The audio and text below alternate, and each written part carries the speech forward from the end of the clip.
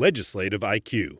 Increase your legislative intelligence with Florida's policy, budget, and campaign monitoring service. Subscribe today at legislativeiq.com.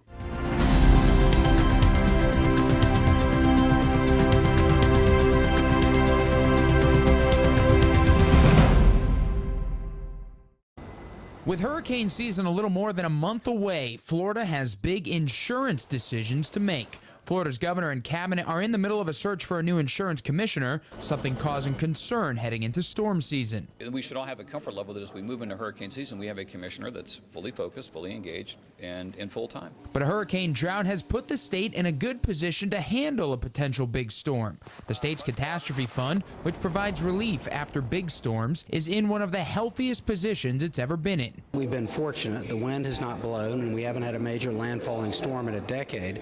Second, we've had a number of very prudent policies in place that have helped build the assets of the CAT fund. But there is a possibility Florida opts for even more insurance in case of a catastrophic event.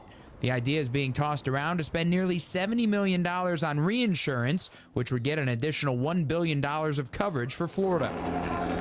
The complicated issue could add up to costing homeowners more money on their premiums in Florida by levying a so-called hurricane tax. Outgoing Insurance Commissioner Kevin McCarty says there's no easy answer. Reinsurance doesn't seem to make sense when you don't have a storm, but of course you think it'd be a brilliant idea when you do have a storm and then you avoid an assessment. I think each year has to be calculated on its own. I can say this much, the reinsurance is as cheap as it's ever been.